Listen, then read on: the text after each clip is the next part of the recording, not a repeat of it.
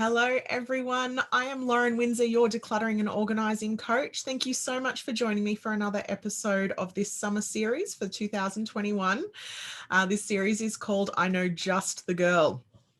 Now, if you were to tell me that you were, starting to wonder about, I don't know, we're going to call it intuition because that's what we're going to call it for the rest of the episode and in general, but, feelings, how you use your mind to change the world around you, how the world around you affects your mind, all the stuff. Honestly, I don't know enough about it. I would say, you know what? That's all new to me. I'm still just starting out. So what I would do is say, I know just the girl for you. And that girl is Ange DeLumiere. This amazing woman, and all of the women in this series are amazing, but I was fortunate enough to meet Ange just this past year through the magic of the internet because we were all suddenly online so much more. And Ange and I are in a business group together online. And gosh, Ange is such a fascinating person. I'm going to let her explain her story to you all. But I will tell you, Ange is originally from Paris, France, but is currently living in Bristol. She is a business visionary, an author, and a podcaster. She helps female entrepreneurs with big visions use intuition to manifest them with ease, fun, and magic. And how incredibly amazing does that sound? So I will hand right over to Ange. And can you please tell us a little more about yourself and how you came to do what you do? Thank you so much for having me first. And this is just such a brilliant introduction. I hope I'll live up to it. So initially I was an international business lawyer for a good 15 years. So I traveled the world. It was the world of mergers and acquisition. I don't know if you know what that is. It's basically buying, selling companies and negotiating big contracts. And I had a lot of fun with it. Okay, it was my safe job, the one that my parents pushed me into, and I accepted it. I could have rebelled, but I did it to make them happy because I was such a people pleaser. Well, that sounds familiar to a lot of women listening. Maybe, and I own it. I think I love peace and harmony. I want everyone to be happy. And sometimes that's really hard because you lose yourself in it. And I think that's what happened to me. So at about 30 years old, a bit early probably for most people. Usually your midlife crisis is more at 40. I was like, okay, I'm married. I have 2 kids. I have a job that pays well. I have an amazing career that everybody would love. But who am I? And what's in it for me? And it didn't feel right. So that was the first awakening. That was sort of, I suppose the pressure was put on, or the pain point was highlighted because I had huge health issues. I was constantly ill. I had, ear, nose, and throat infections on repeat, like every 2 weeks. It was just like on and on and on. And of course, I lived in Paris, which is quite polluted, but I don't think it was anything to do with that. I had no notion of energy, of, mindfulness or anything like that. Well, it's not exactly true because I did meditate back then, but my mind was so strong. Like my logical mind is like, it's like, one of those bulldozers. It's like so big, it like takes my entire life. I'm such a logical girl that, all these stuff. I mean, I did like yoga and I did like a bit of meditation, but that's as far as it went. But I had this deep yearning that there was something more to life than money, work, even getting married and having kids. Sadly, even though I adore my 4 children, I'm not the kind of mom that's fulfilled just by having children. That's just not me. And so because I brushed with death 3 times in 6 months. Wow. I know, 3 times in 6 months, I had reached the point where I knew I had to do something. There was the universe was telling me, like, pay attention. And I know if I hadn't, I wouldn't be alive today. Absolutely. Yeah, because it would have kept on ramping up. I know. It was like Like if you hit Christmas. the I snooze button and the alarm went off again and again. Yeah, Get yeah, up already. exactly. It was that loud. It was that loud. So at Christmas, I nearly died in 2000, year 2000. Then again, 2 months later, I nearly died from something different. And then a month later, again, something different. And it was just crazy. Yeah. At that point, I was in an abusive marriage. I had planned my escape route. And that escape route was moving to the UK with my 2 children. Mhm. I was going through interviews for a job in London. I was incredibly excited, but I had to bite my time because it wouldn't happen until the summer. And it was hell. Where I was hell. I won't lie to you. Mm. And I'm not saying this for a pity party. I'm saying that, I probably had signs before that I ignored and ignored and ignored. And then, it's like that. The universe sends you bricks the more you ignore it. And then it's like, okay, now the ton of brick will fall. And that's exactly what happened to me. So I was lucky back then that I actually went, I said I'm not woo-woo. It wasn't the case back then. I didn't even consider myself intuitive. Mm. But I was surrounded by a GP who was amazing. She was also a yoga teacher. She was my yoga teacher. She had, worked with Médecins Sans Frontières and gone to India when she had just graduated. She was one of that kind of GP that's enlightened, and I absolutely adored her. What was really interesting as well is her name. Literally, the letters of her name fitted in the middle of mine. That's my birthday. It's not DeLumiere, okay? So it was like almost like I knew she was perfectly aligned to me because half her name made my name. Oh, no, her name made half my name. Sorry, Yeah. got it wrong. She was And literally in alignment with you. absolutely, she was just so perfect. She was like the kind of person you want to go and have a cup of tea whilst they check your health. It's that kind of vibe. It was just amazing. And she recommended a shiatsu masseuse to help me because I was so tense. She also recommended that shiatsu masseuse then recommended I go and see her husband because I was so tense she couldn't help me. She said, like, that's it. And he was a healer. And that was the most bizarre experience I've ever been through. I nearly wanted to run out the door when I was there, but I was so desperate. I was like, I'm taking everything at this point. I've got nothing to lose. Yeah. I wouldn't have done something stupid, but send me to a healer that uses the eggs that he circles in your back whilst making incantations. Yeah. I'm all for it. It is. Try it. Hit me with it. Let's go. Yeah. Because I trusted his wife, I didn't run out the door. But honestly, I would have if he hadn't been recommended. And yet, when he started doing his thing with his eggs and his prayer and everything, I felt a warmth in my body, in the back of my body, especially where he was doing it, that really surprised me. I was like, what is this? What is this? I have a very curious mind. I'll say that. I'll try everything once, and if it works, I'll do it again. So I kept going. And so all these things sort of like painted a picture in the background of different things that could be going on. Because I have to explain to you, my dad was a doctor, my mum was a nurse. So very logical background.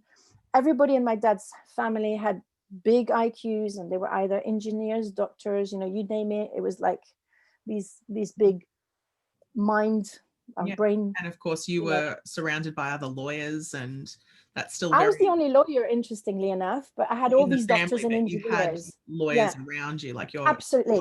Yeah. And so that painted the picture a little bit. And also at one point, a friend of mine recommended a psychic, and I went to see her because she wasn't doing just psychic work. She was doing graphology as well, which is something that's quite big in France. It's the analysis of your handwriting. Oh. And yeah, but she was also psychic, so she mixed a bit the two. Yeah. And I went for the graphology, to be honest. But then after she did her report, she sat down and she said, I know your mum did some really nasty things to you, but just please know that someone's done it to her. So try and have a little compassion for her. And I was gobsmacked. I had been in therapy for 10 years, and I had never progressed more in 1 hour with her than I did with my therapist in 10 years. Wow. And that really was the probably the defining moment when the balance tipped, and I was like, oh my God. Because my therapist kept on asking me what was going on, but the trauma was so deep, and I had been so deeply conditioned that my mum was a good mum by her, that I just couldn't go past that. I was trapped in what she had conditioned me to believe. And so that was the tipping point. And at the same time, I still remember thinking to myself, I would love to do what she does. Wow, that's amazing. But never in a million years would think that I would do something similar. That wasn't even on my radar. Okay. So then I moved to the UK. I was still a lawyer. I was a single mom with 2 kids under 5. It was kind of tough because I had no support system. I had a couple of friends in London, but they were single, they had busy lives. And so I had an au pair, luckily, to help me a little bit with the daily things. I was very lucky that I lived 5 minutes walk from where I worked, which is divine. And honestly, to move away from an abusive relationship to being on my own with 2 children was magic. Yeah. I could go and have a bath without someone complaining that it took too long. I could wash my hair without my husband telling me that really I didn't have time for that. That sort of thing. Yeah. I could even go to the doctors without him saying, no, you're not going to the doctors because I'm not looking after the kids for you to go. And that's what he used to do. I'm so glad you escaped that. Right. This is not to kind of paint a dark picture for him, but that was my reality. Yeah. And I hadn't realized the level of stress that I lived in until I moved. So move forward a couple of years. I've moved outside of London to the Bristol area because I wanted my kids to live in a garden, have some fresh air, all sorts of things. And I couldn't afford London anymore. It's a long story, but it's not really that interesting. And then I lost my job. Whilst I was pregnant with my 3rd child from my boyfriend in a relationship that was still in the early days. And I was determined to keep that baby because for me, children come from God, and I'm not, there's no judgment to anyone else who doesn't decide to keep a baby, because that's something that is a personal choice. It's not really that, it's that I believe in destiny. I thought, if this child's coming to me, that means I'm meant to be his mother, and we're going to work this out. So I was left without a job in a country where the social support for single moms is not that great. Luckily, I had some savings. And I sort of gave myself permission to explore all the things I never explored before when I was a serious girl, trying to please her parents with a nice career, everything else. And so I trained first I started establishing myself as a practicing artist. So I did mosaics, I did exhibitions. I absolutely loved it. I let all my creativity flow out. And then I trained in tarot. But the reason why I trained in tarot, actually, let's step back just a tiny bit. I went to, after a couple of years, because the women in France helped me so much. I thought, I think I'd quite like to have a reading. So I went to to the town next to where I live, because I live in a village. And there was a girl who had a shop with crystals and everything. And I asked her, can you recommend me someone for a reading? She says, oh, yeah, of course, yeah. Here's Joy's number. And so I booked in. And that reading shocked me to the root. You might not understand why it shook me to the root, but basically, by the end of the reading, she said I had angel dust coming out of my hand. And I was like, you got to be joking. And I was like, literally wanting to run out of the door. I said, this is completely crazy. These guys are like nuts. So I went to my car and I literally sat for half an hour, breathing, like trying to find my breath again and thinking, but what the heck am I supposed to do with this? I'm a single mom of 2. I'm a lawyer. I've just had a baby. I don't know what to do in life to earn a living. I don't want to go back to France. And I wasn't qualified as a lawyer in the UK, so I couldn't find a job similar to the one I had. Sorry, I have a bit of an itch. But then I thought, I slept on it. And then I thought, if I have this gift, I have to use it. I have been given it and I have to use it. So I trained as a spiritual healer with her. She was a teacher. She was wonderful. And then I met someone who said, oh, have you heard of Reiki? And I was intrigued. So I went to train in Reiki, all the way to Reiki master. And so it was more, I came at all of this more from a healer's point of view, because I had been on a journey. I had nearly died 3 times. Funny enough, I had, because I'd read so much about past lives, that's this thing that really made me tick. I was fascinated by past life. I'd read all the books, you know, that by those psychiatrists and those hypnotherapists that regress people. And I found that so fascinating, even though I'm Catholic, and, you know, it has nothing to do with how I was raised. I always believed in reincarnation, to the point where when I was 15, we were bickering with my sister. Like, I don't know if you have a sister or siblings that you bicker with, but with my sister, it's horrible. And when I was 15, one day I just looked at her and I said, look, we've chosen each other.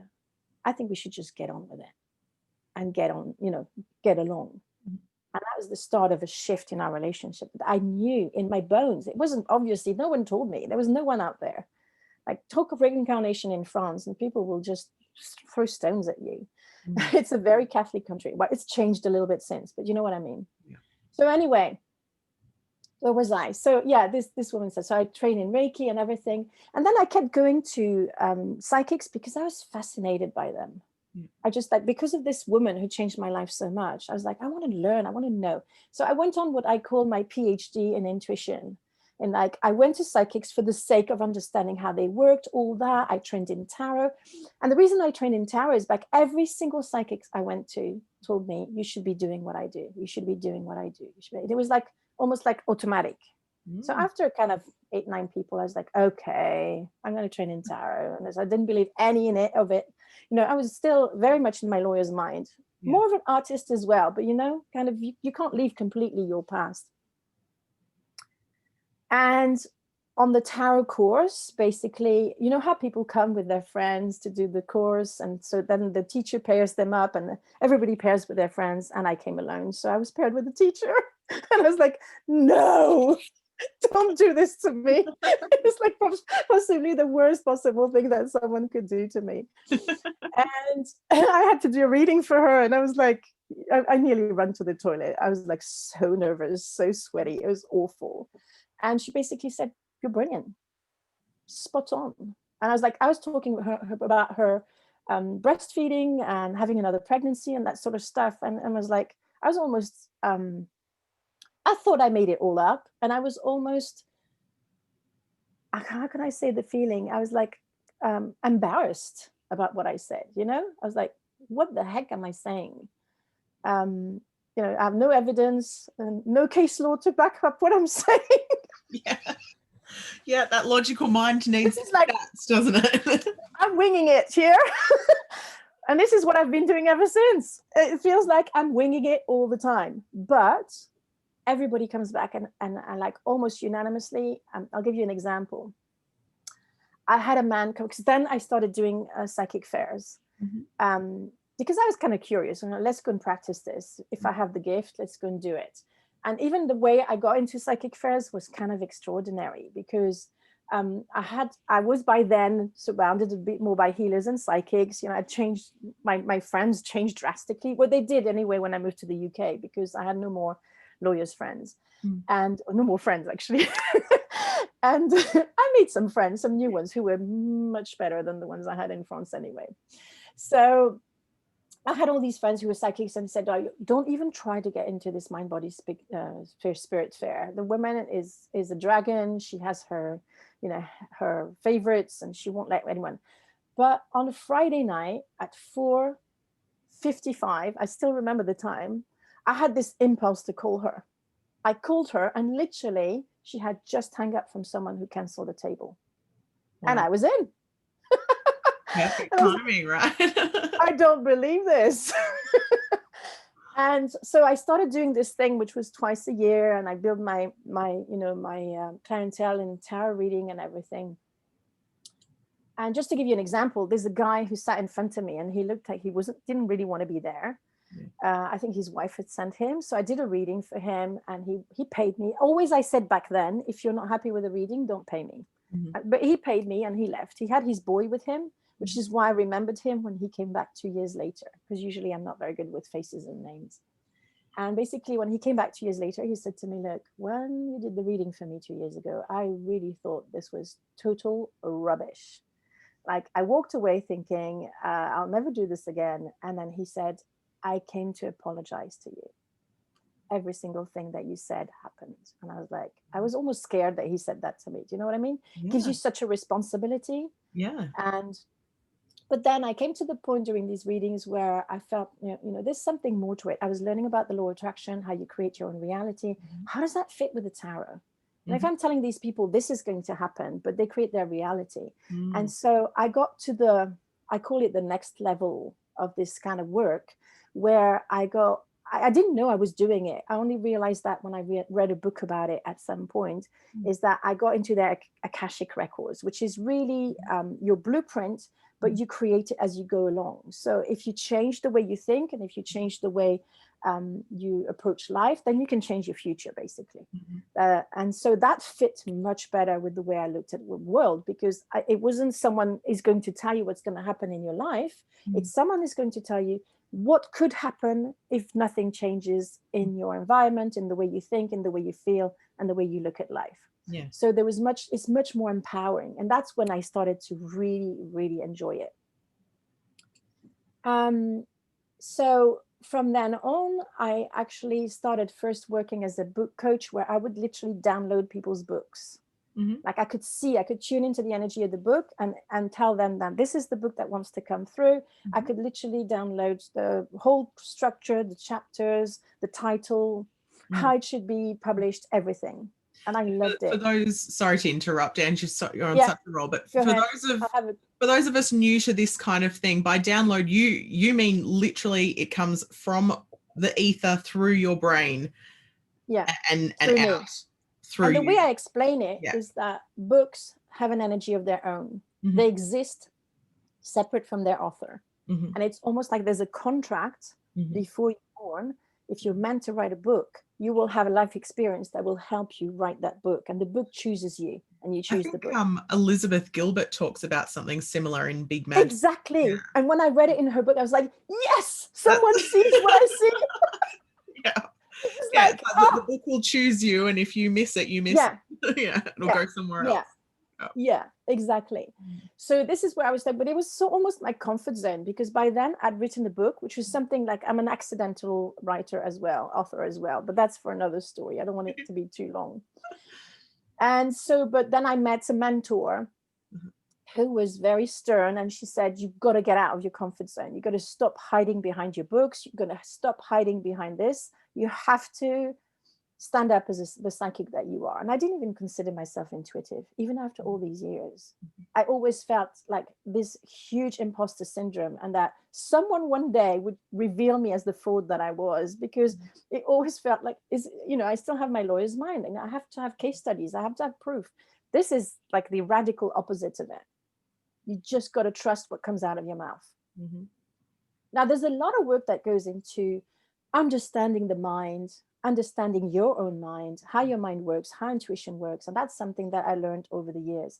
And luckily, when I retrained just after losing my job as a lawyer, I trained as a clinical hypnotherapist, which made me understand the mind in all its subtleties. And I didn't know how much that would help me with intuition, actually.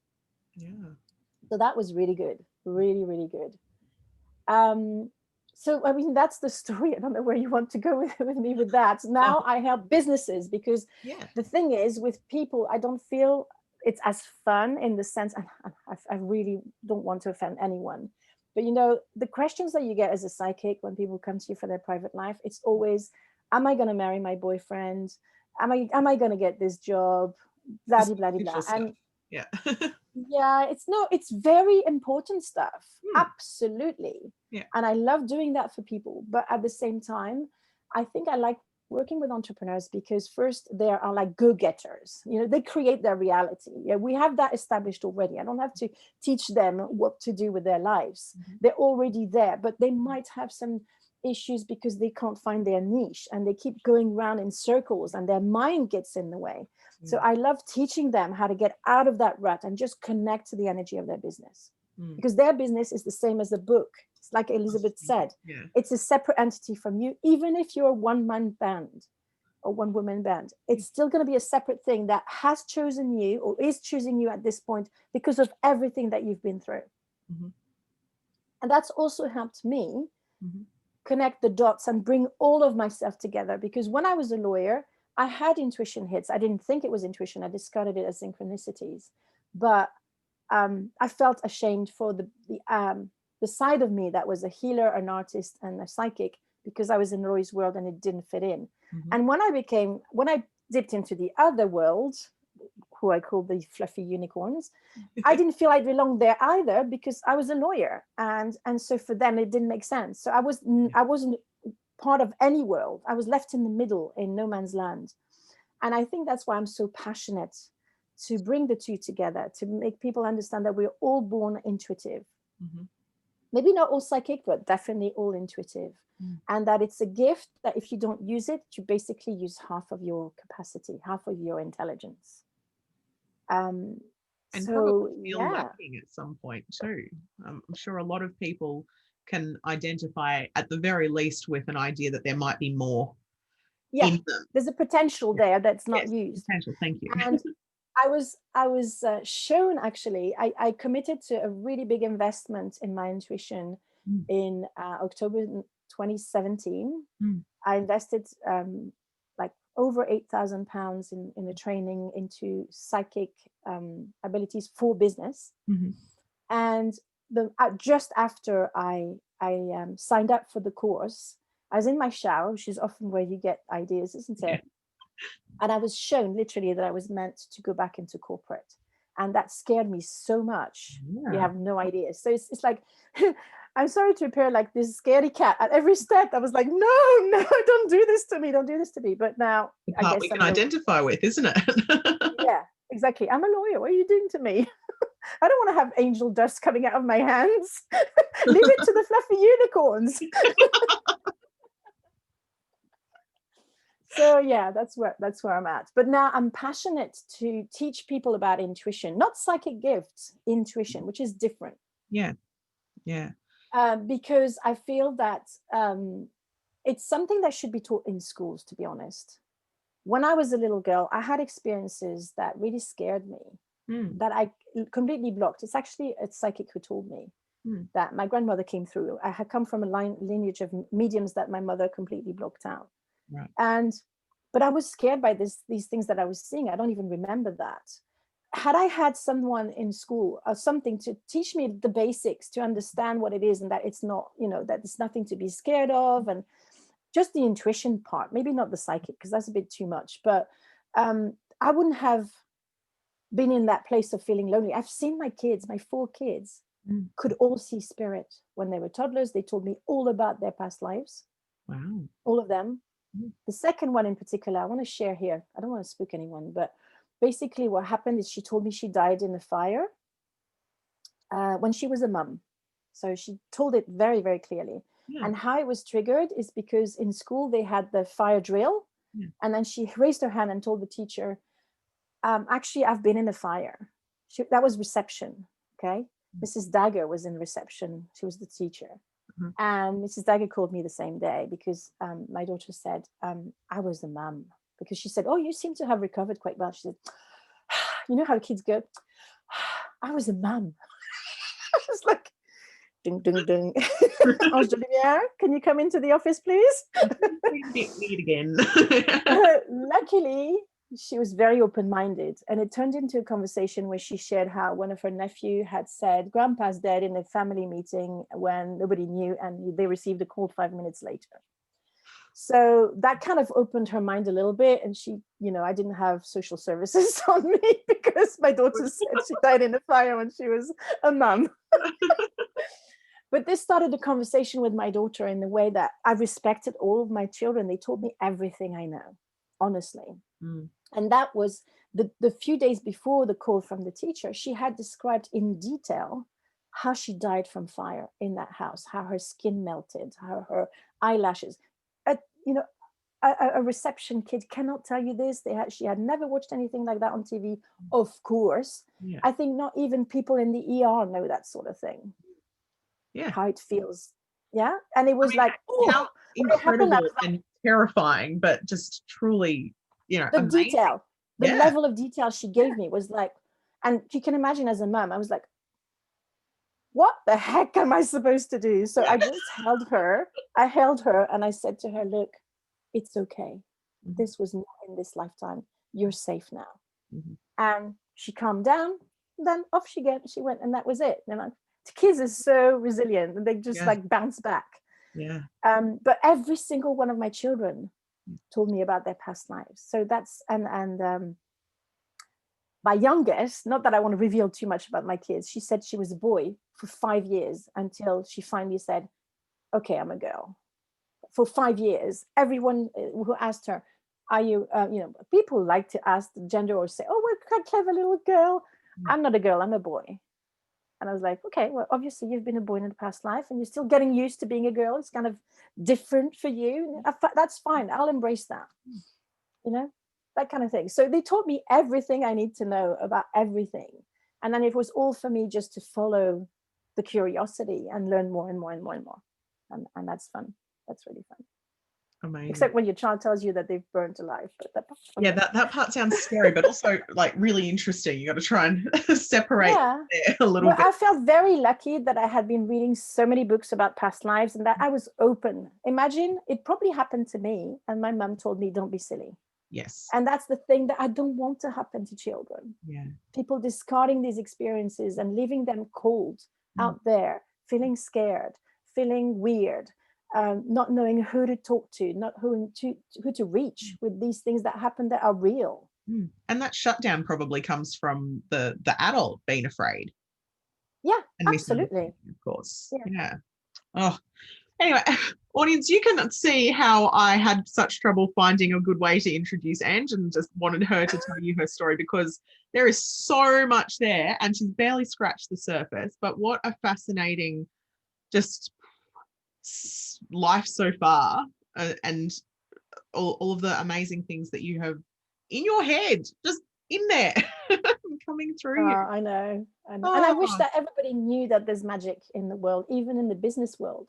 I think that's what I'm passionate about, is to bring the magic back into the business world. Yeah, I think it's really cool that that's where your focus is, on helping, like pulling that being that is a small business or any business, I suppose, but it always starts low. And what it does, and I'm sorry, because I know you have more questions to ask me and we're getting quite long, but what it does is that it makes things more fun and easier because you're led. As you can see, all my friends said I could never get into that My Body Spirit Fair. And I just followed an impulse to pick up my phone and I was in.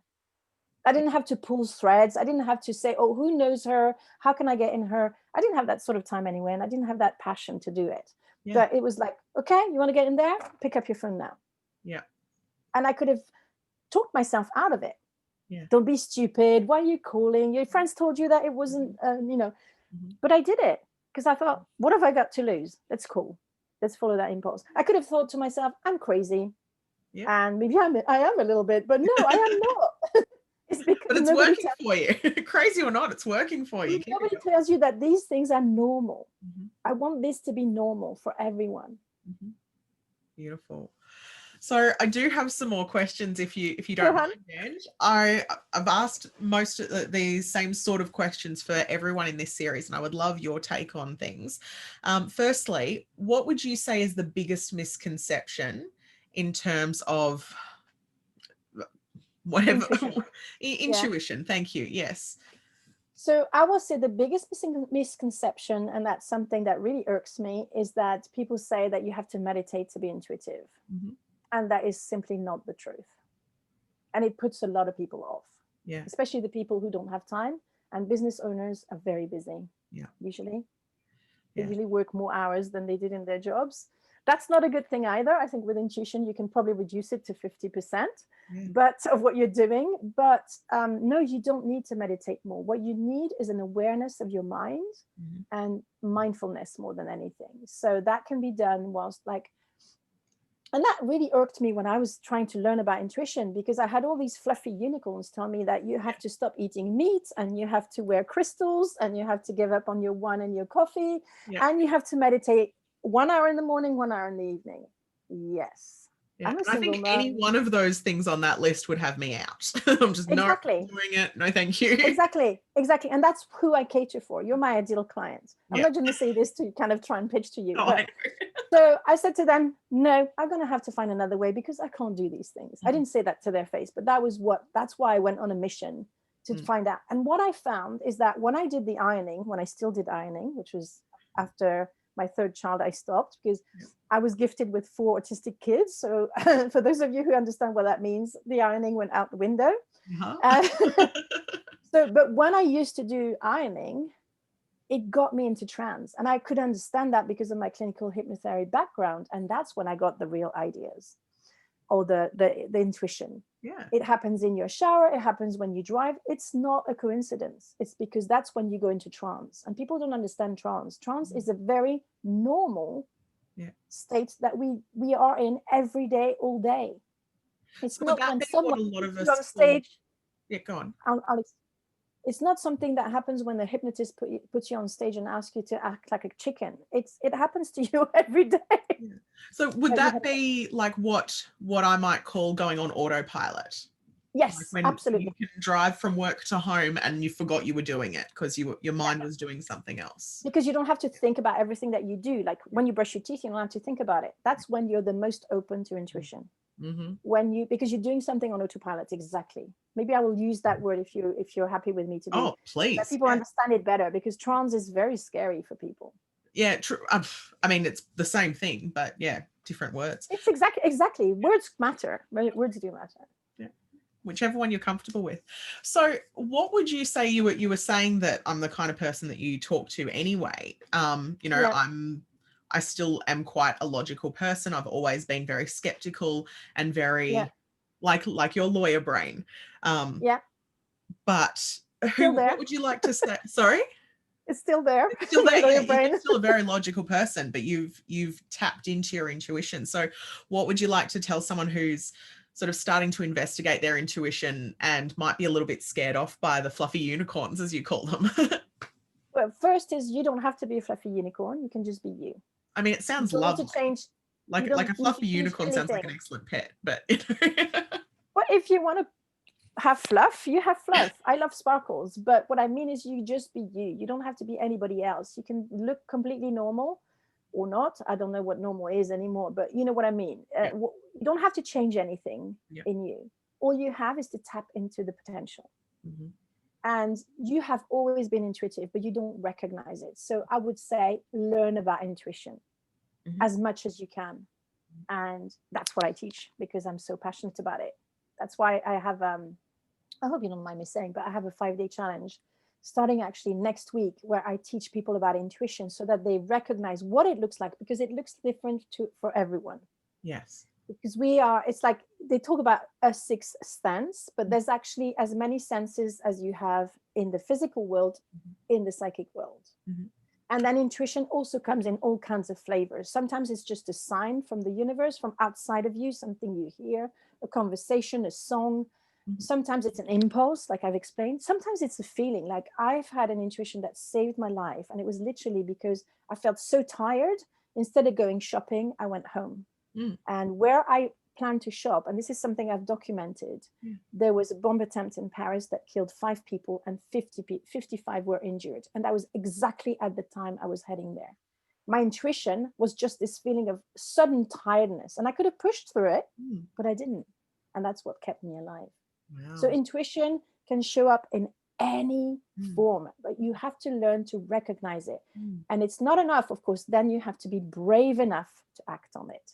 Intuition takes an incredible amount of courage.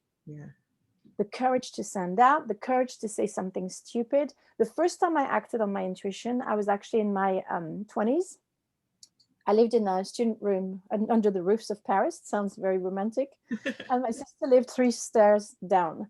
And I had a dream about her. It very happens in dreams. I had a dream she got pregnant. And I knew her relationship with her boyfriend wasn't that good. So I was like, oh, should I tell her or not? Should I tell? And I kind of like hesitated over breakfast. I was like, oh. I was in a conflict. And then I decided to say it. And I said, don't worry about it. It's just a dream. And so I knocked on her door on the way to uni. And I said, this is what happened. This is my dream. And I felt so stupid. I had to pluck up so much courage just to say that little thing. She looked at me and she said, thank God you said that to me. I forgot my pill. And she went to fix things right away. And I'm like, all right. This is the lesson. You get intuition, you act on it. You don't leave it to, because it's there. And so what I want to say as well is intuition, even if it sounds negative, Mhm. it will always make you feel peaceful at first.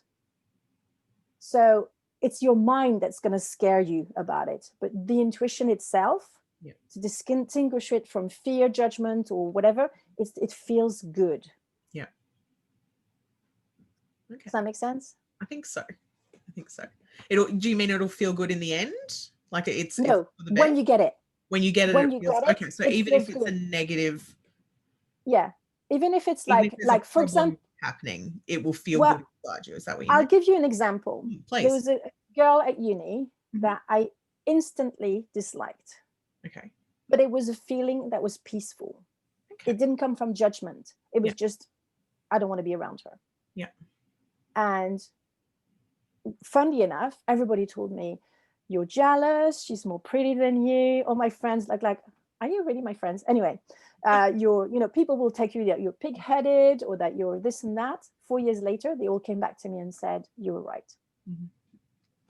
Yeah. So I it's see the what you kind mean. of feeling. Yeah. You got to stand up your ground and you got to honor that gut feeling. Yeah. You got to honor it, because otherwise you're the one paying the price. Yeah. Well, that is an excellent place to start, with just trying to learn a little more about intuition and starting to listen to your gut, really, is I Yeah. suppose how Yeah. a beginner might call it. Might Yeah. word it. Yeah. But be mindful that the gut also holds the fear. So you've got to be able Mhm. to distinguish what is Yeah. gut fear or what is gut intuition, Yeah. gut feeling. Yeah. So Different. if it's stopping you from doing something, is it because you're afraid, or is it just a feeling? And Yeah. trying to figure out the difference. It'd be a learning curve, but Yeah. it It's sounds definitely, I like, still given learn. I your still learn. story, it sounds like it's worth it. So awesome. I hope that people listening are getting something amazing out of this, because I know I am. Me too. So turning things around to clutter, which you and I have discussed in various forms for I don't know, Yeah. about a year. Where do you see your clients struggle with clutter? Definitely in their mind. Yeah. Definitely in their emotions, and then it transpires in their house, because it's all linked. You Yeah. can't be cluttered in your mind and not have a cluttered house. Mm-hmm. Yeah. So that's super important. I'm a big fan of clutter, and I say, if you want to have a clear mind, if you want to hear your intuition more, declutter your life for sure. I liked how you were talking about going into a trance or autopilot, like I was saying before, because to me, like, that's why I declutter, that's why I organize, because it means there are fewer things for me to think about, and that gives me more of that clear space and more time that I won't Absolutely. have to be doing. So yeah, clears So them it off. helps both with your logical brain and with your intuition. Declutter is really important. And yeah, I know you're going to ask me another question about that, so that's what I was going to say. Well, we might come a little bit I'm not sure where you're going there, but we'll see. So I did also want to ask, do you consider yourself naturally organized? Yes. Yeah, I'm very logical. Everything has its place in my mind, but I completely fell off the bandwagon when I had my kids. Yeah. I was not like organized to the point where it was a pristine house, but organized where I can find everything and know where it is and know where, and I put it back most of the time unless I'm tired. Yeah. Yeah. Yeah. And then kids with extra needs, and Yeah. And then single mom, and then and then bigger moving across, across and to another then country. partnering with a hoarder. To top it all. And then partnering with a hoarder. Yeah. To top it all. And having my youngest child who rescues teddies from the recycling center because she's watched Toy Story and she believes that everything is alive and that you just can't leave the toys in the recycling center. For those breaking her heart. watching and listening, I have seen pictures and videos of Ange's beautiful daughter's amazing teddy bear collection, and she's made friends everywhere collecting these little pieces of her heart. And there's a big discussion on that, about balancing the child's wants with the parents' wants, and also whether it's a collection or just clutter. And your daughter's, you helped me a lot with that, not having the judgment, because it was very hard for me. your daughter's is, I think it's a collection. She loves and values each one of those things and takes such special care of them. Absolutely. It's just a matter of, for those struggling in a similar area. It's a matter of giving them some boundaries and some acceptance there as well. But it's a very impressive collection.